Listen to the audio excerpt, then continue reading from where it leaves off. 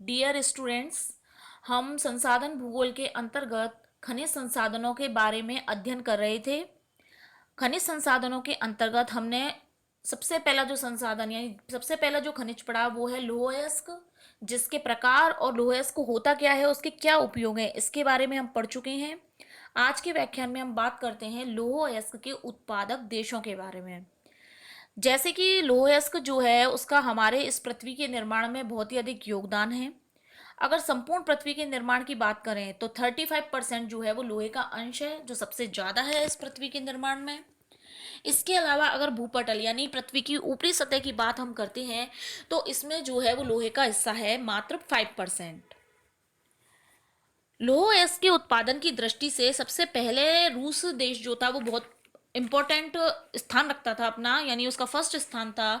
लेकिन वर्तमान में जो है वो ऑस्ट्रेलिया देश जो है वो पहले नंबर पे आ चुका है। इसके अलावा ब्राज़ील है, चीन, भारत, रूस, यूक्रेन, कनाडा, स्वीडन आदि देशों का भी प्रमुख स्थान है। तो सबसे पहले हम बात करते हैं ऑस्ट्रेलिया की। ऑस्ट्रेलिया जो है वहाँ पर धीरे धीरे उत्पादन बढ़ने लगा और 2017 में ऑस्ट्रेलिया ने अपना लौह अयस्क उत्पादन में प्रथम स्थान बना लिया।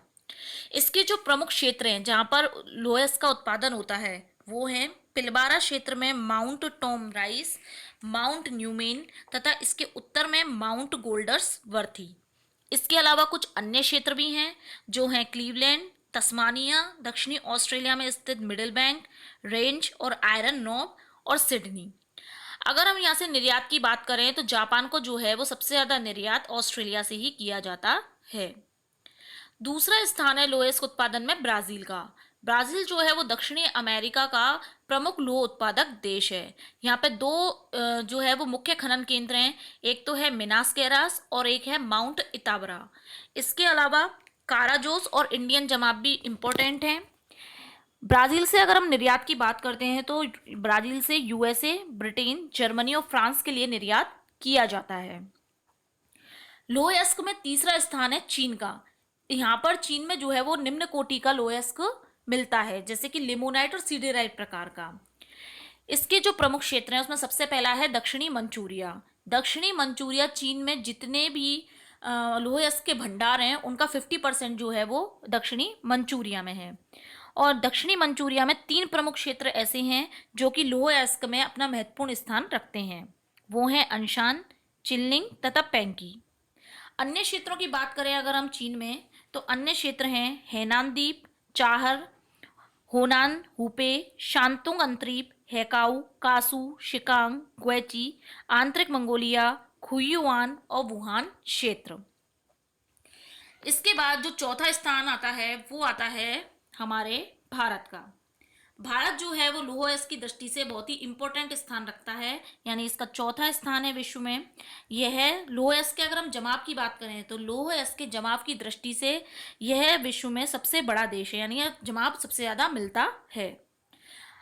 जैसा मैंने पहले भी बताया कि हेमेटाइट किस्म का जो लौह अयस्क है वो भारत में मुख्य रूप से मिलता है। तो भारत में जो लौह अयस्क निकलता है उसमें से 59% जो है वो हेमेटाइट किस्म का है, जो कि लौह अयस्क की श्रेणी में दूसरे नंबर पर आता है।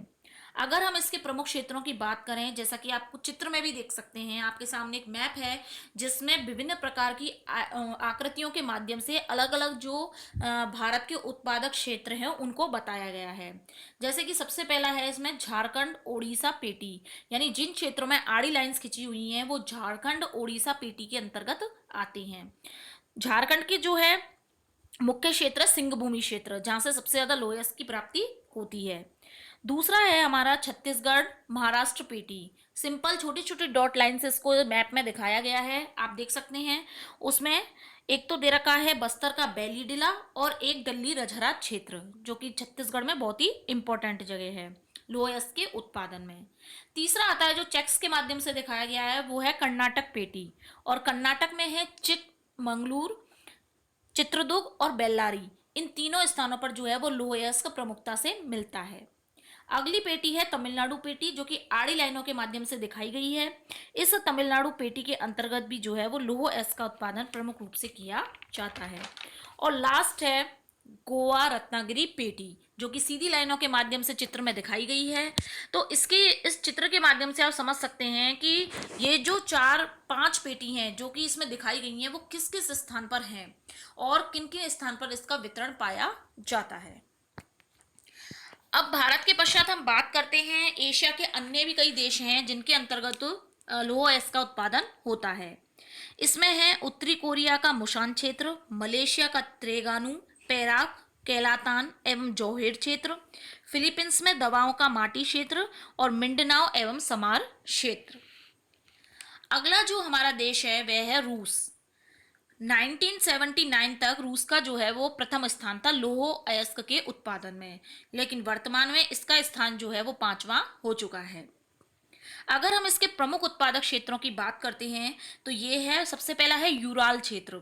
जो यूराल क्षेत्र है उसमें मैग्नेटोगार्स का मैग्नेट माउंटेन, क्रेबोइरोग, निजनी तागिल और इब्देल क्षेत्र ऐसे हैं जहां पर यूराल में सबसे ज्यादा लौह अयस्क का उत्पादन होता है। दूसरा है हमारा गोर्निया शोरिया, यह भी रूस में है। यहाँ पे निम्न कोटि का जो है वो लौह अयस्क प्राप्त होता है। तीसरा है पश्चिमी साइबेरिया और चौथा है आमूर घाटी। यानी रूस के अंतर्गत ये 4 प्रमुख क्षेत्र ऐसे हैं जहाँ मुख्य रूप से लौह अयस्क का उत्पादन किया जाता है। अगला जो हमारा देश है वो है दक्षिणी अफ्रीका। दक्षिणी अफ्रीका जो है वो अफ्रीका महाद्वीप का सबसे इम्पोर्टेंट क्षेत्र है लौह अयस्क के मामले में। यहाँ के जो प्रमुख उत्पादक क्षेत्र हैं वो हैं प्रिटोरिया, थाबा जिम्बी, उत्तरी केप, राज्य का पोसमास वर्ग, नेटाल का कुरुमान।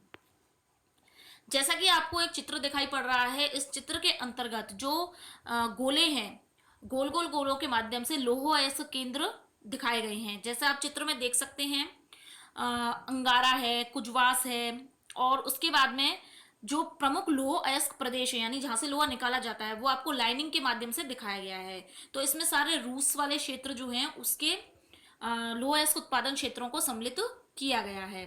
इसके अंतर्गत जो लौह अयस्क के केंद्र हैं वो तो हैं, जैसा कि आप देख सकते हैं, अंगारा में, जापोरोजी में, क्रिवोईरोग साइड में और एक सुदूर पूर्व क्षेत्रों में। और अन्य जितने भी क्षेत्र दिखाए गए हैं वो सभी लौह अयस्क खनन के महत्वपूर्ण क्षेत्र हैं।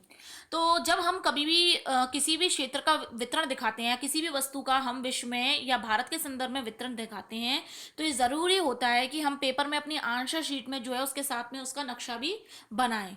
तो जिससे क्या होता है कि वो जो एरिया जिसके बारे में हम पढ़ रहे हैं वो नक्शे के माध्यम से और आसानी से सरल तरीके से समझा जा सकता है।